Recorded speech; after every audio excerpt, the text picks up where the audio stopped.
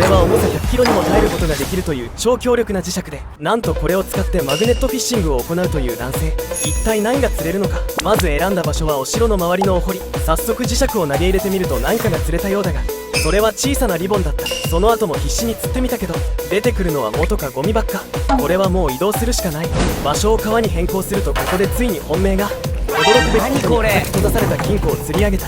しかし鍵はがっちり閉まっているが、男は構わず石でガンガン。そしてついに開き中身を確認すると、そこにはガラケーの山が入っていた。